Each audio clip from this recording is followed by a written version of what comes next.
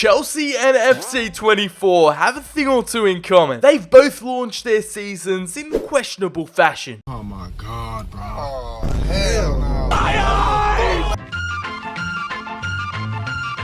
After spending over £1 billion in a year in only a couple of transfer windows, we're stopping Todd Bowley whilst he's ahead, and we're going to be taking on a realistic rebuild with Poch at the helm by spending nothing. Otherwise, UEFA might be at our door to punish us for breaking FFP. Today, we're only going to be relying on the current roster gifted to us at Stamford Bridge and let the brand new coaching staff cook. It's the first rebuild of the year. FC24 is here, and this is the default starting team that gets thrown at us, and it's already a mess. Players being played out of position everywhere, a Thiago Silva that's pushing 40 in the back line, an injured club captain Reece James and Nkunku both in the reserves. Thanks to PC mods, both Christopher Nkunku and Reece James will be sidelined. James will be back in January, but we have lost Nkunku thanks to that ACL injury for the entire season. And our best goalkeeper, Kepa, on loan to Real Madrid for the rest of the season. Yeah, this is gonna be tough. Like, imagine spending all that money and you're not even a 5-star team on FIFA. You haven't even got an 80 rated attack. It hurts just to see a cool, calm and collected 144 mil in the bank, and we're not allowed to spend any of it. I might as well just call this the Chelsea Road to Glory, as we have a whopping 45 players on the list. This is quite the roster we have to work with, and considering we only have these players that we're allowed to use, we're gonna have to get the best out of them and look forward to some rising stars that'll return back on loan in season 2. There is enough talent here already to last us 10 to 15 seasons. Just trust in your boy. To not only get the best out of our starting players, but the Chelsea wonder kids on the come up, is to sort out the coaching staff. We all know Chelsea have struggled scoring goals and getting wins, so the first thing on the to-do list is to hire an expert level coach, Dexter Hyde. He's 5-star in every department and is going to help the boys out tremendously. And we've done the same for every single department, so at least we've got a coach in every slot, but we're probably going to have to wait for some more high-profile coaches to come onto the scene, because the current market right now isn't really up to our standards, so we're going to be making this a high priority every season, and you can start to see the effect they're having on players. And we all know Poch's tactical vision. We've got to go for gegenpress. However, none of our coaches really know what they're doing when it comes to that, so I'm just going to keep things on standard for now and see how the team perform in season 1. And when it comes to another new feature in training plans, we're going to have a focus on performance. We all know football is about results, and this team is desperate for W's ASAP. And our youth academy is not really helping us out either with the removal of the homegrown talent. Our best youth player is the South African Thoko Khumalo. He already has some traits about him with the technical and trickster playstyles. However, he's still only 15, so he can't be called up to the first team. And as for the rest of them, they're just not gonna cut it. And just because we can't actually buy anyone doesn't mean we can't sell anyone. We've put Raheem Sterling on the transfer list, as I just don't see him having a long-term future here at the Bridge. Barcelona have come through with a hefty bid of 34.4. However, Arsenal have slid in with 9.9 million plus Emile Smith-Rowe, who is on the out and could be useful just in case Mudryk decides to keep flopping, and it also ensures us we have a replacement for Sterling. Just like that, it's the first swap deal of FIFA or FC24. Emile Smith-Rowe linking up with former Spurs boss Poch at Chelsea. Yeah, this is an alternate universe we're living in. Technically, it's still not a signing, as Raheem heads the other way, plus £9.9 million. An Englishman for an Englishman, I'll take it. And the player exits are going to continue, and this time it's for the betterment of our future. It's more of a long-term play, these kind of loan deals, because we have a couple of players headed out on a 2-year basis, including big boy Leslie off the Real Sociedad, and another fan favourite from the academy. It's our lad Chucky, who has a real game face scan, and I hope has a future in this team, because this loan move out to Empoli, 2 years in Italy, I think that's going to do wonders for him. And it's another lad who looks like he took the bulk too seriously. It's Levi Colwill, who I understand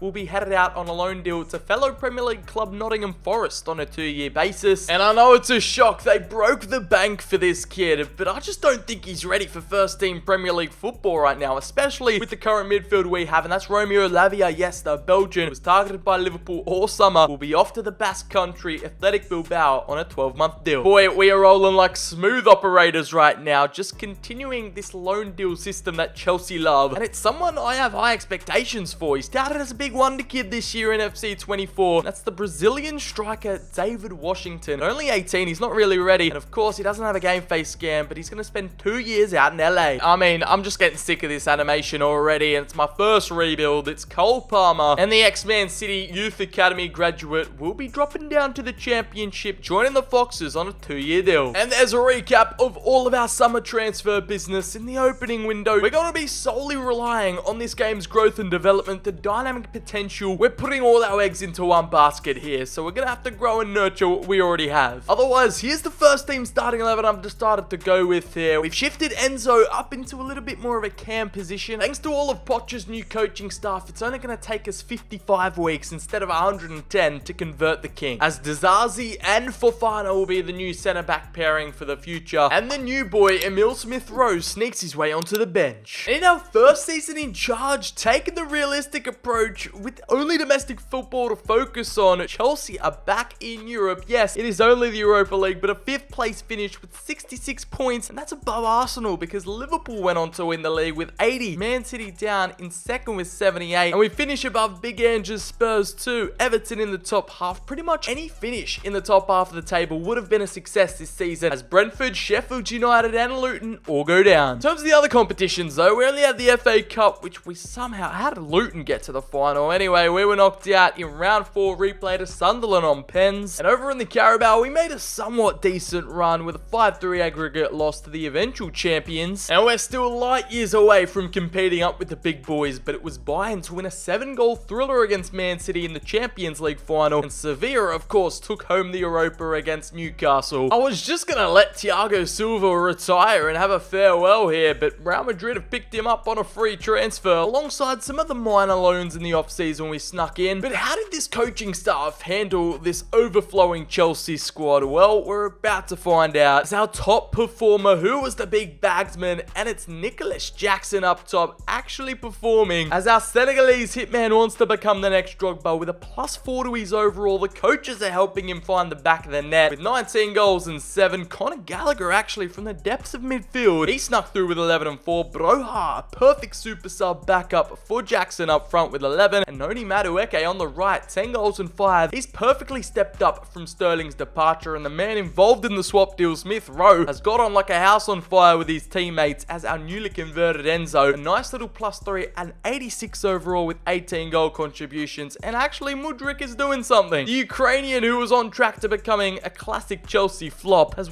somehow revived his career. However, there is some bad news because the growth system is actually brutal. If you're not playing, you're gonna get a downgrade, and Chris Nkunku has been hit by a truck because as bulk as he is, a copping a -4 is harsh, and he's coming back a shell of himself. Meanwhile, Reece James bounced back from his injury only with a -1, as Robert Sanchez struggled to keep a clean sheet, only 4 all season. Our biggest growers out on loan was in fact the Portuguese left mid Diego Moreira in Lyon with a +4, alongside the exciting prospect, the South American Angelo. The versatile Brazilian winger is going to be feeling like a brand new signing come the start of season 2. In what's going to cap off an absolutely hectic season 1, Poch has got the Blues back in Europe. We're about to showcase a masterclass in roster management as the sensible, realistic Todd Bowley era strides on into our next campaign. And because it's the only thing I can spend my £235 million on, we're going to be strategically hiring some new coaches because I can't fire any, otherwise that'll crash the game. Let's release Big Ruben Dyson. What happens when you release Dyson? Releasing him for 43k.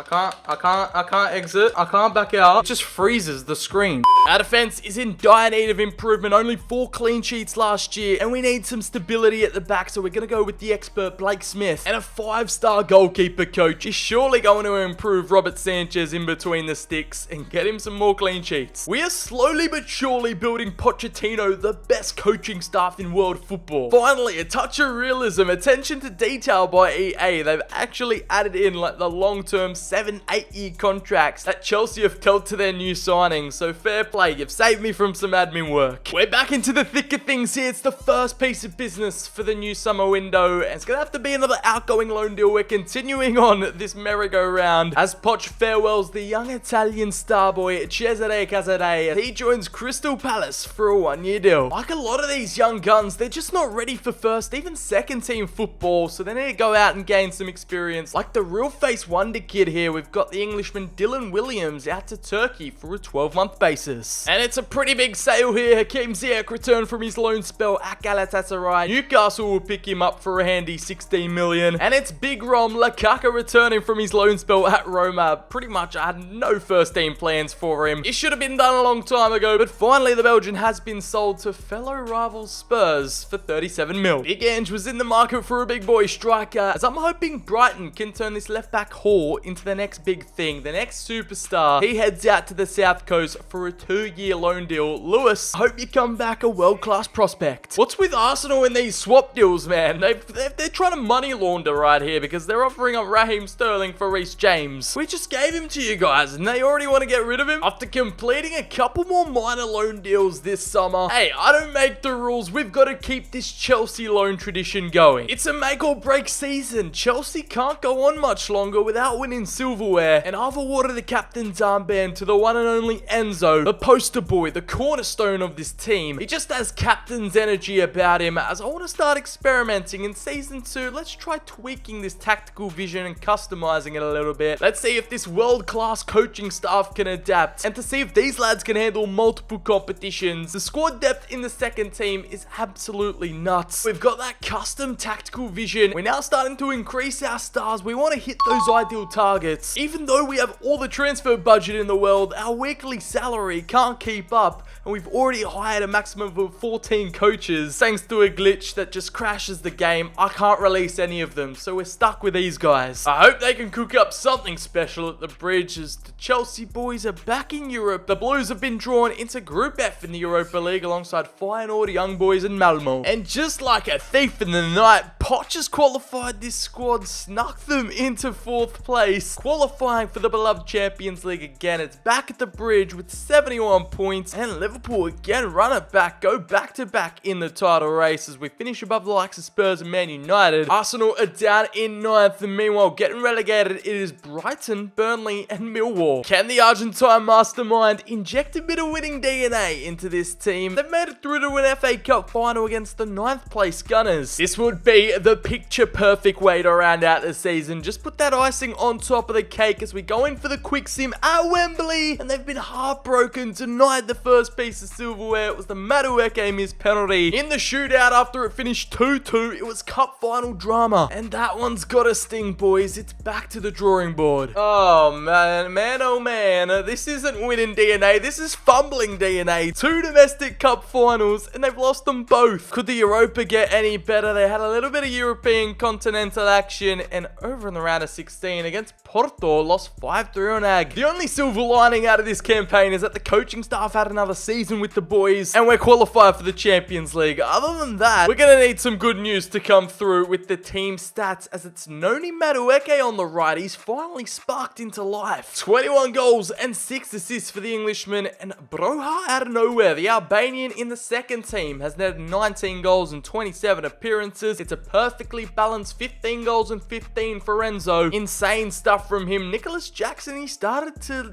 decline. He's dipped a little bit with only 13 goals, and Chris Nkunku is back on his way up with 13 and 10. He scored against his former employers in the cup final. Emil Smith-Rowe with 10 goals and 3, as Andre Santos, the South American boys actually, both him and Angelo, starting to showcase glimmers of future first team potential. It's baby steps, people. Yeah, Modric, that's more kind of the season I expected from him, only 3 and 4. As in between the sticks, it was a battle between Kepa and Robert Sanchez. They kept a total combined 14 clean sheets between them. And our biggest grower out on loan was a +4 to Dylan Williams in Turkey. Meanwhile, we're probably going to have enough players returning back next season to make a third team sheet. Cole Palmer's probably disappointed me the most at Leicester. I thought he'd really relish that opportunity. We got taught a few lessons, some valuable experience was gained, and a top 4 finish for Poch's Chelsea. Brighter days are coming, I can assure you. Because with season 3 right around the corner, the board are going to be expecting some silverware. And if only I could spend some of that nice £339 million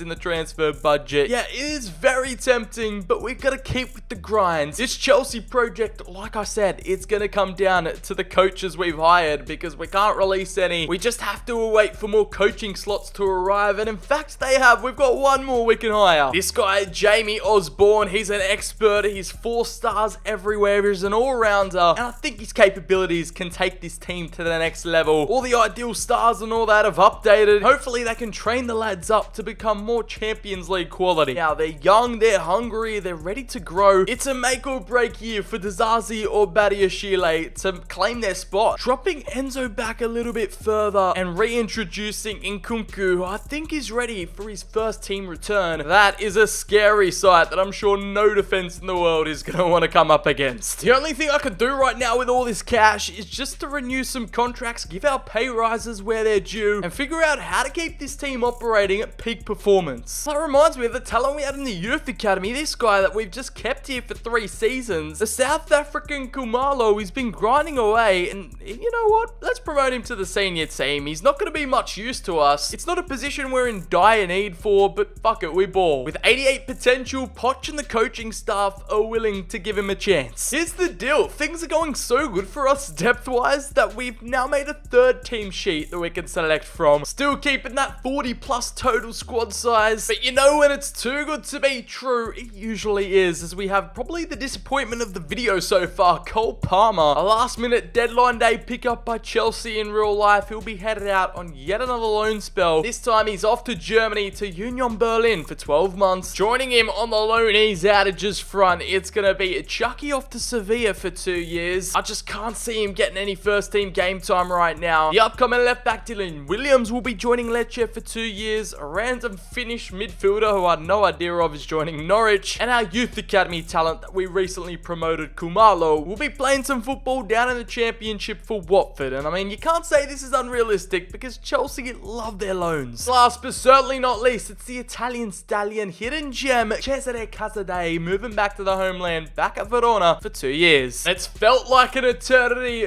but our Champions League groups have finally been revealed, have been drawn out of the hat. The lads get drawn into Group D alongside Borussia Dortmund, Galatasaray, and Dynamo Kiev. Bring on the challenge, I say, as the lads are ready and geared up. I want to at least bring a trophy home because I know, we know, Poch knows that the Chelsea fans are starving. Now picture this, Poch's job is literally on the line right here with the last 2 games of the season as Chelsea are back in an FA Cup final. They've got themselves a date with destiny, a Premier League title decider on the last day as it's Arsenal taking on Chelsea at the carpet. This would no doubt go down as one of the best finishes in Premier League seasons ever. This is our strongest starting 11 on paper. No one's injured, no one's suspended, and this squad, they've experienced heartbreak before. Can they do it on the final day? And it's a 1-0 smash and grab victory, and Nkunku with the 56-minute winner. And that means the Blues, Poch's rent boys, are English champions in 2026. We've dethroned Liverpool as Enzo led the way, and their first piece of silverware achieved as it was Southampton, Leeds, and Coventry all to get relegated. Now it's time for another big one. I'm not too fussed about the FA Cup. We go in again to battle at Wembley, and on penalty shootouts, this team just crumbled. It's their 3rd cup final loss, and our return to the Champions League was actually far from perfect because they finished 3rd in a tight end to Group T. They were relegated to the Europa, and of course, knocked out in the round of 16 to RB Leipzig, exactly where they were eliminated last time. It's a bittersweet end to this campaign where I promised silverware, and hey, we delivered. Not only us, but the coaching staff week in, week out to deliver this tactical vision and to get this Chelsea system firing away. Even though I'm still trying to wrap my head around it, Broha actually outscoring Nicholas Jackson was a plot twist I didn't see coming. Really putting a case together with 22 goals in all comps, and Emil Smith-Rowe's all of a sudden become a crucial first team member. The Kevin De Bruyne coming through with double figures in both categories. Noni Madueke had another campaign to write home about, and Nicholas Jackson, I mean, he did score goals, but he's just not that guy anymore. It was a valuable 14 goal contributions for Nkunku transitioning his way back into first team football, and a surprising 10 goal contributions for Angelo. Enzo Fernandez, we dropped him back, and that saw his goal contributions die down a little bit. Looks like Chucky had a decent loan spell out at Sevilla. Conor Gallagher with 10 goal contributions, and Reece James has well and truly put that long-term injury behind him. He's no longer injury prone and is begging for that captain's armband back. Robert Sanchez only kept 9 clean sheets, but he has solidified his state as our first team goalkeeper. And I think loaning out youth academy players might be a little bit broken this year. Kumalo still has 1 year left on his loan deal at Watford, and he's already grown a +9, which is insane. He was hands down our biggest grower away from the club, and we now have 3 players valued at over £100 million. But I don't really know if that's as big as an achievement as it was now, thanks to all this market inflation. With season 4 up next, we've just got to keep it pushing, because Cup silverware is still yet to be ticked off the bucket list, and this team has proven that they're just not built for Europe yet. We need to improve that continental performance if we want to have any chance of completing the rebuild. With most of our first team starting 11 away on international duty for the World Cup, it just hurts me, it pains me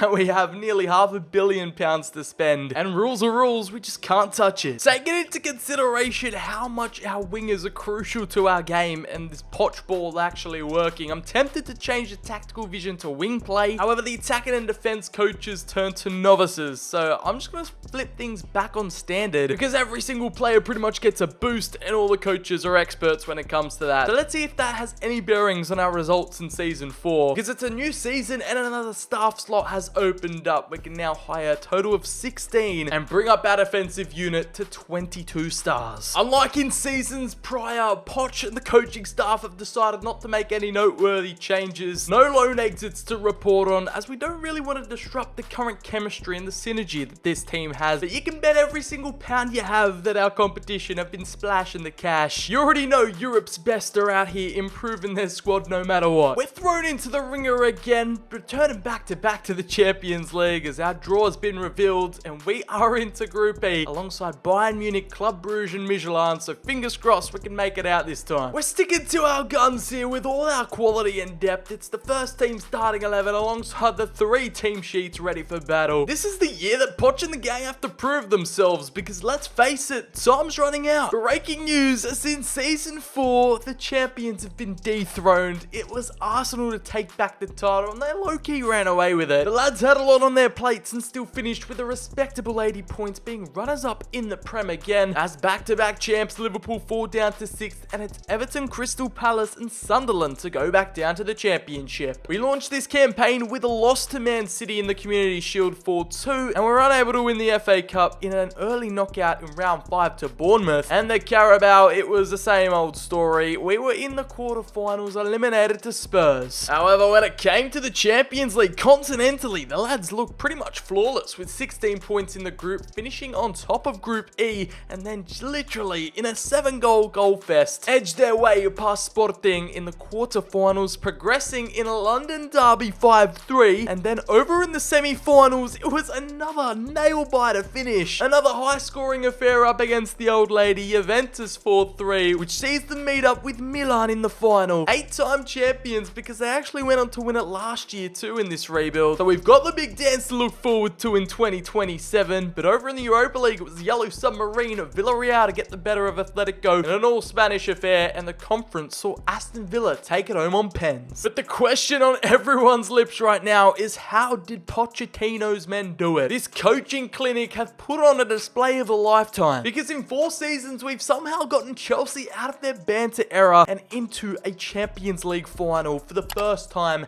since 2021. We have a few blue soldiers to thank though, because Noni Madueke again has pulled through with a spellbinding campaign, 28 goals and 11 assists for the right winger, hitting that 90 overall. He's a world-class baller alongside the big man up top, the Senegalese shooter with 23 and 4, Nicholas Jackson. He hasn't got the moves like Michael, but I'm sure his goal scoring has made up for it, with Emile Smith-Rowe being pretty much the surprise of the video. That's what dinoing potential's all about, baby. We've turned Arsenal's unwanted starlet into a Superman, and when you talk about super, it's Enzo who comes to mind again, with 10 goals and 10 assists. He's the commando, he's the lieutenant leader. A handy 10 goals in from Armando Broja off the bench, with Christopher Nkunku helping out, 8 goals and 8. Even Mudryk has somehow escaped all the allegations as the Ukrainian still lives on. Stamford Bridge, Chelsea fans, buckle up, buckle in, because, you know, the future looks bright. If you actually just stop dropping £100 million on players and actually, you know, wait for them to get results, implement them into the right system, and coach them to glory, who knows, maybe you might be successful. With our man in between the sticks, Robert Sanchez securing a career-high 11 clean sheets. You all know this team is guaranteed goals galore, and in a 41-man roster, our most valuable asset is Enzo Fernandez, marking up at £137 million price tag. There's always got to be a catch. There's always got to be a twist, because big old Nick Jackson up front has got himself suspended for tonight. He misses the big occasion, and it's going to have to be Broha to fill in. We're not going to use that as a crutch or an excuse, though, because this is how Rossoneri are lining up tonight, as dangerous as ever for this showdown. This is the only build-up and hype we get for the match, like 20 seconds worth of cutscenes, and then it's straight into the game. RIP the lineups and the players walking out of the tunnel. The Champions League anthem is no more, and we're just jumping straight into it. Here we go then. Thrown into the deep end like this, it's a lot to get used to, and he loves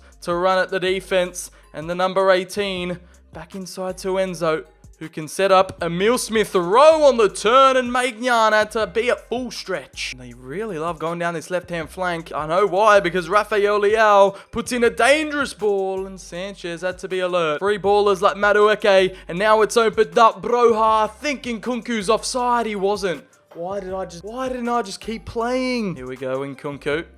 Back on over to Madueke, who's been our biggest threat so far. He's chopping and turning inside, causing all kinds of havoc. And Broha now, who's orchestrated from deep. It's Chilwell inside to Smith-Rowe, and they both got in each other's way. And that's the closest we've come. Smith-Rowe again, and this time he hits the woodwork. Theo Hernandez, all kinds of issues. Cuts back inside and needs that run to emerge as Enzo Fernandez wants to pop one. It's going to fall to Smith-Rowe and deflected into the number 9's path. The ex-Arsenal star boy is out here at the biggest of stages, showing up for Chelsea. And Poch's lads, after a ton of determination, and when they tried and tried again, then on the half volley, he slots it into the bottom right-hand corner. I think we can fairly say the number 9 curse is officially broken with this kid. Sometimes when it just isn't happening for you, you need a bit of luck in football, and right on the stroke of half time, perfect timing. And Reece James now, this link up between him and Madueke, they just love that right hand flank. And Broha out wide, we're stretching this Milan defense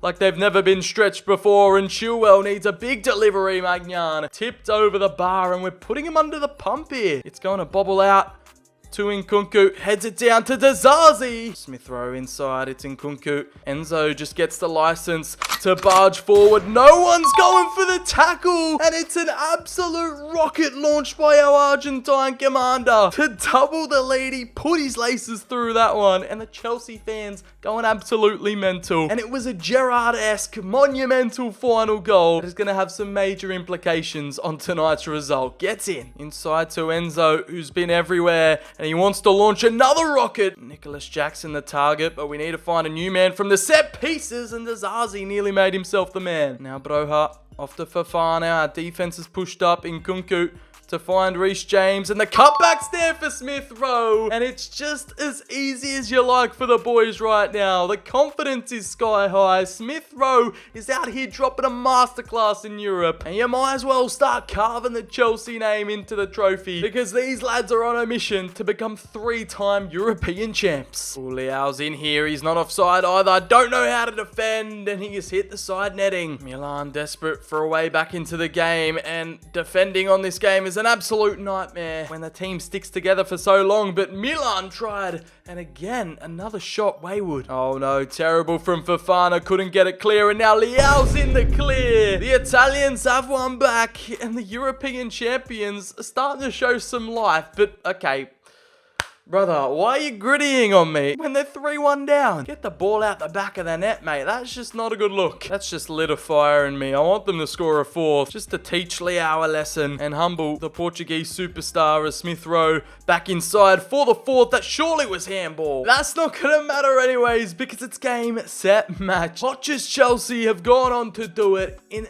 absolutely scintillating fashion. Milan completely played off the park, and we outclassed them in every single department. However, However, because these Champions League final celebrations haven't changed since FIFA 23, they're literally the exact same, word for word, bar for bar, so I'm gonna take you to the after party. Yeah, that's right, this is where it's at, the open top bus celebrations the next day. It's the only piece of silverware they've won, they've taken home the Holy Grail, and now they're parading the streets of London. So if you guys went on to enjoy the first rebuild done, dusted of FIFA, of FC 24, make sure to stick around, we got plenty more videos and content on the way. Drop the video a like down below, hit subscribe, turn on the notifications, do all that good stuff. As I've been Sir BCHD, that has been rebuilding Chelsea without making any transfers, without spending a cent. I hope you guys enjoyed, and I'll catch you all on the very next video.